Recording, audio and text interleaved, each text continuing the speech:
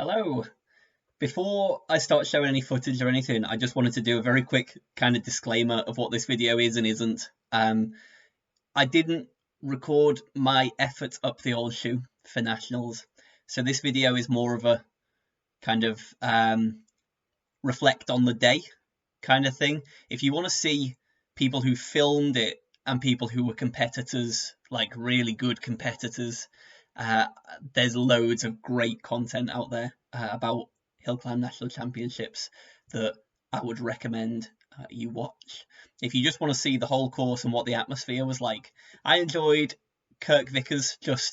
It was camera on his helmet. He went pretty late on in the day, so you could see everyone, like the real atmosphere.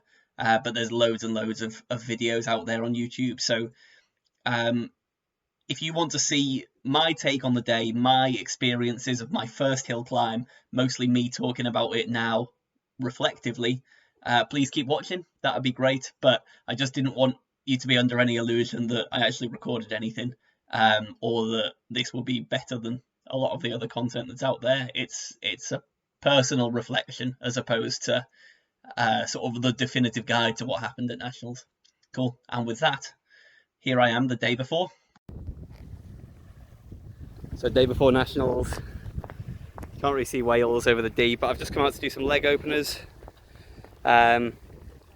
Practicing riding the bike as it's going to be for Nationals. It's weird riding with no saddlebag, no bottle cages. It's not a particularly light bike anyway. 7.1 in this build, and this is how it'll have to be. Rear light, front light, now a legal requirement for the race, which is fine by me. I'd probably run them anyway. It's a weird one. I don't feel brilliant. I've tapered. I've had 3 days off, and I've done some leg openers. I just feel fat. I don't know if people like this, but yeah, I'll check in on race day. So before we get to race day, for those of you who don't know, I had intended to take this kind of seriously, kind of not seriously. I just wanted to go and see what a hill climb was like. And I did enter a hill climb nearby several weeks before. And then I got like the worst cold I've had in years, and decided it was probably a bad idea. I already felt absolutely rotten without killing myself up the new Horseshoe Pass. So I didn't go to that. So I had still never ridden a proper hill climb until the day of Nationals. Getting over that cold kind of changed my whole perspective on it. I lost fitness, I lost motivation to train, and it became, well, I'll just go to Nationals and I'll see what happens. I know the climb well. I know that my legs are decent, but I've not trained specifically. And in fact, the week before Nationals, I took the week off work. Me and Rhiannon basically just ate food all week. We didn't go anywhere. But I rode my bike a little bit. I ate so many croissants, which isn't ideal. And then the day before, I got my bike prepped. I did some leg openers. You know, my legs felt decent. But I certainly, you know, I didn't feel like I assume Andrew Feather felt the day before Nationals. So it was always a case of going and seeing. And I sort of just hoped that knowing the old shoe well would serve me well. Come on, Nick! Keep going! You're nearly there! You're doing well, 100 metres, let's keep going!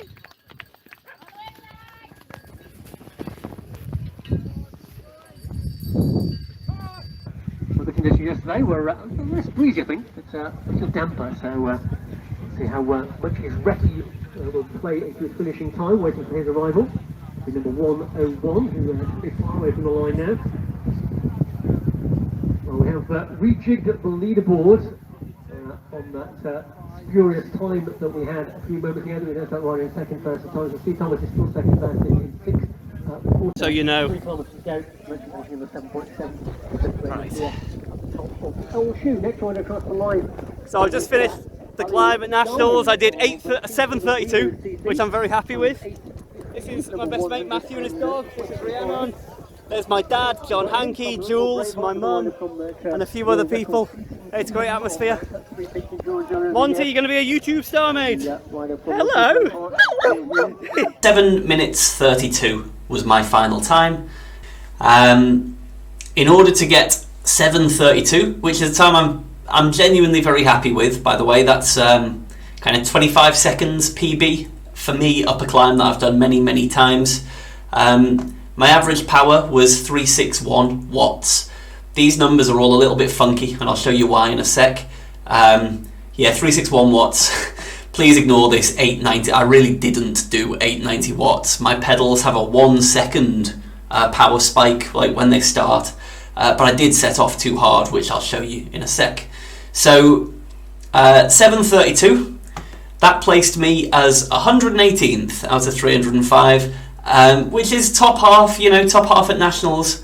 Certainly nothing to turn your nose up at when you sort of just turn up to have a go. Even if you take out all of the DNSs, it's still top half, so I'm very happy with that.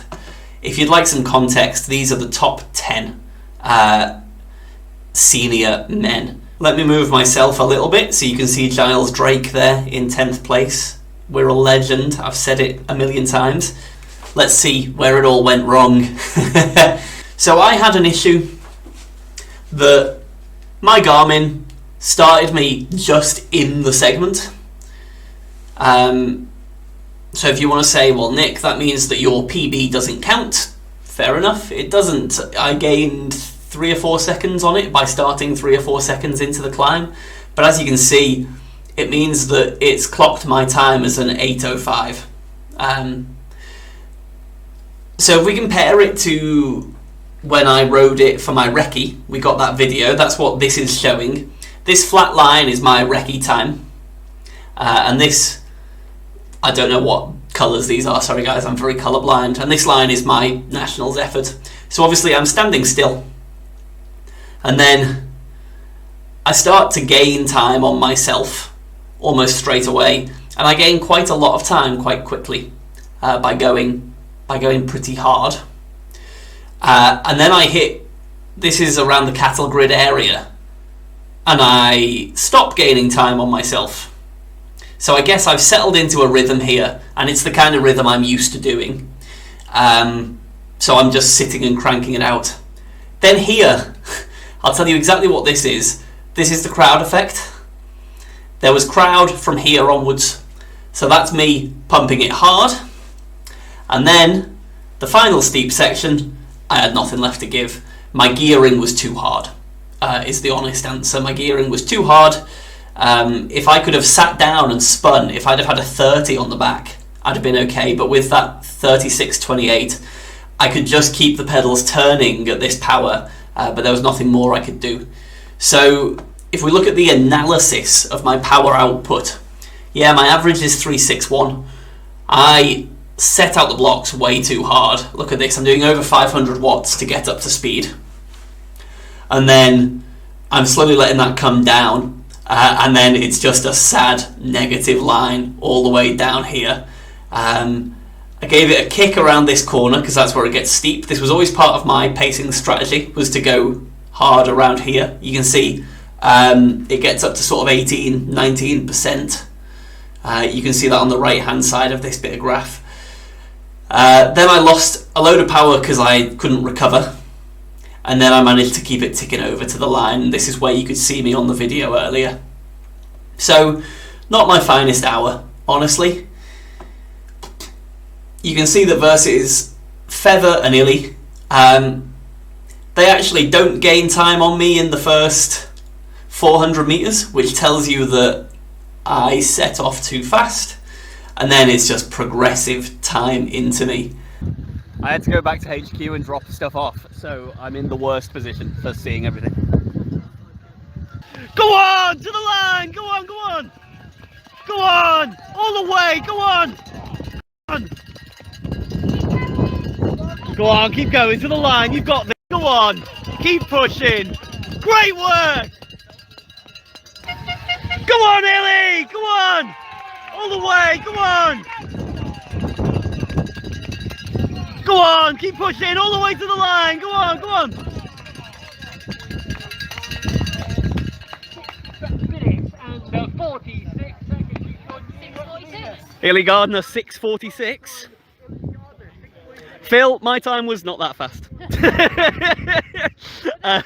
her record as well, right? Yeah, 6:46. She'll have beaten her own con by 12 seconds.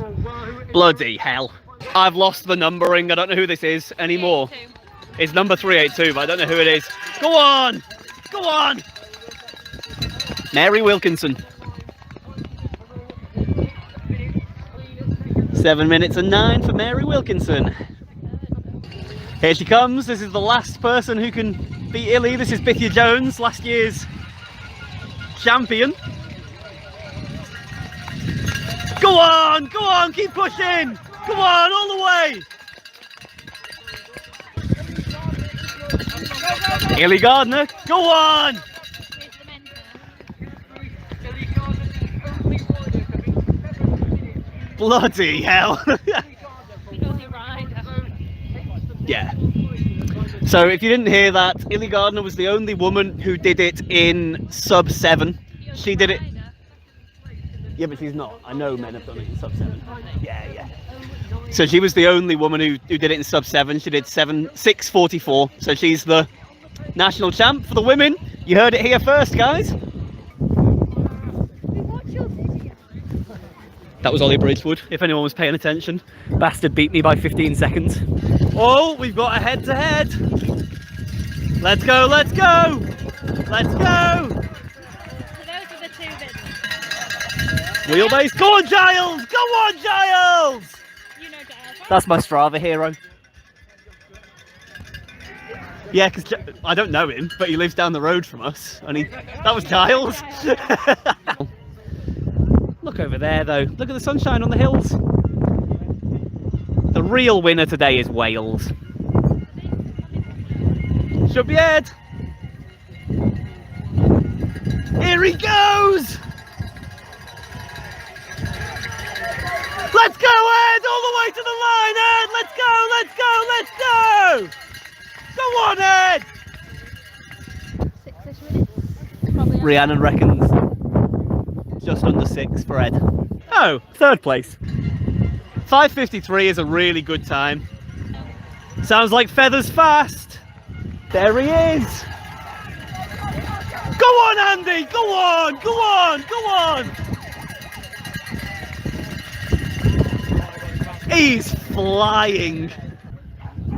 5:29. 5:29. 5:29. Feather's unreal.